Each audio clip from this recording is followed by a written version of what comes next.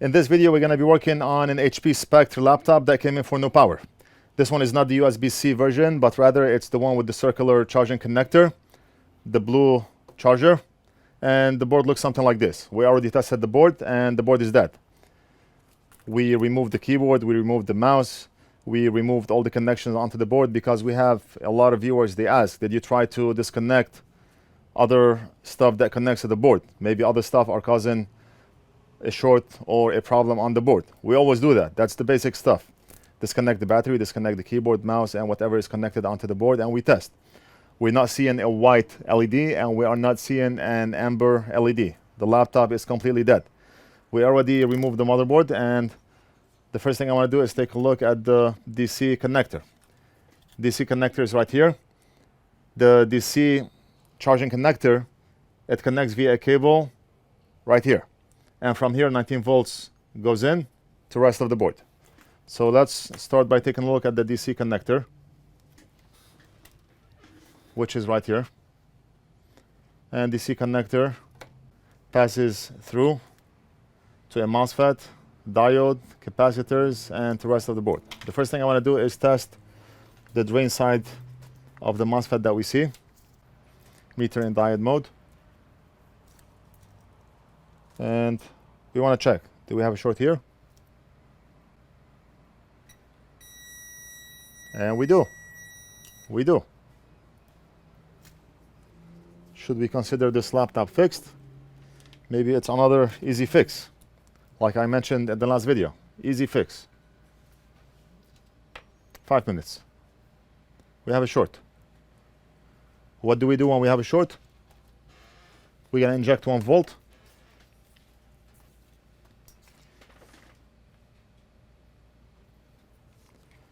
We're going to connect ground to one of the screw holes right here. And red probe, we're going to inject it at the shorted area of the MOSFET. And then we're going to monitor the board under a thermal cam and see what gets hot. Where's my thermal camera? Right here. This is just another board that will be fixed in 4 minutes.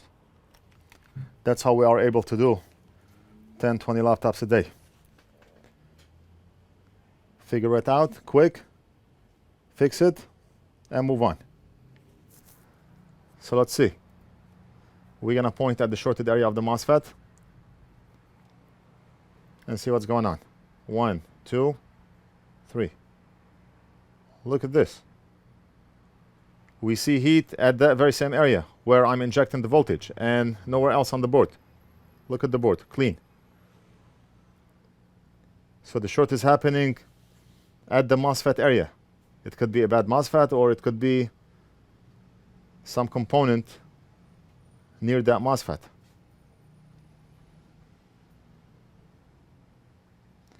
That's my probe right here.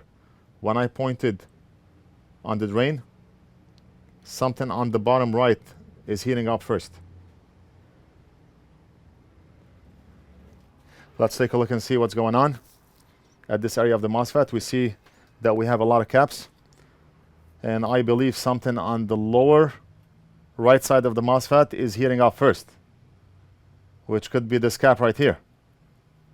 It looks perfectly fine, no signs of damage, and all the caps, as a matter of fact, look good.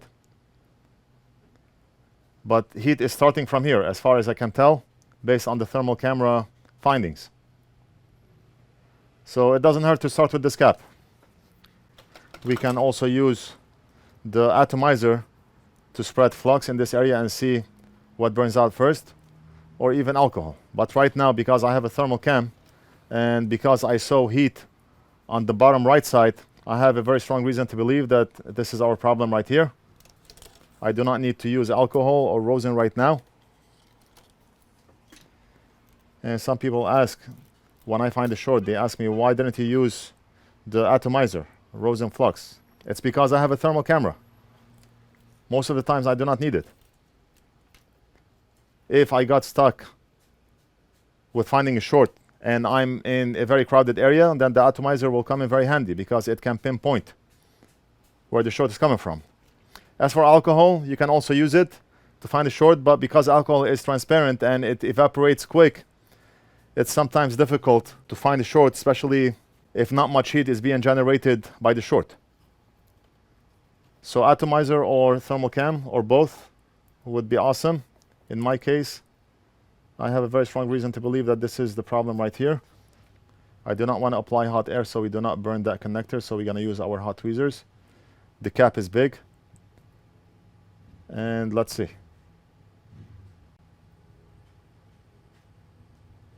Big cap means we need more heat transfer, which means we need a bigger tweezers tip. But this one went very well. And let's see, do we still have a short? If we no longer have a short, then the laptop is fixed, most likely. How many minutes did it take?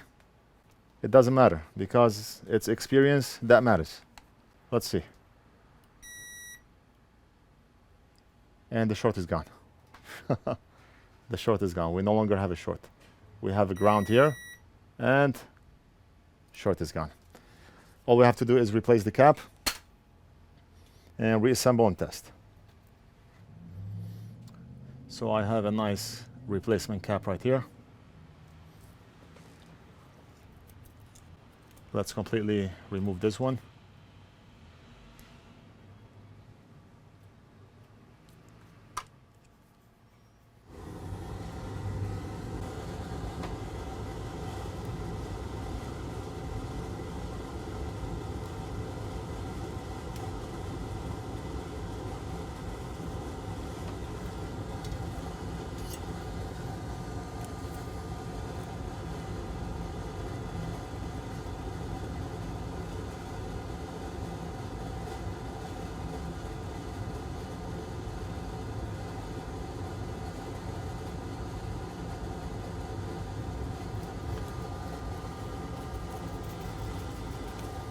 All right, the job is done.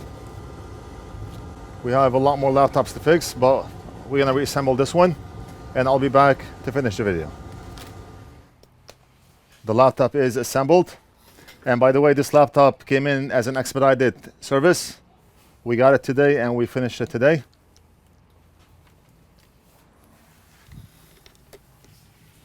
Let's go ahead and try it. We already did and we confirmed it's working, but we're gonna do it on video, so we can see that it's working. We do see the light here. Right there. And let's wait until it boots up.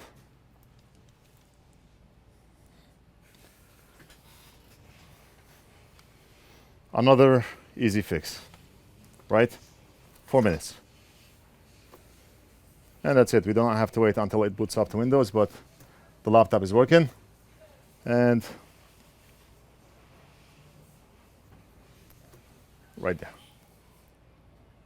Laptop is working. So that's it. We're gonna finish assembling the laptop, invoice, and mail this back to the customer. I hope you enjoyed this video. Don't forget to like and subscribe, leave a comment if you have any questions, and we'll do something else in the next video.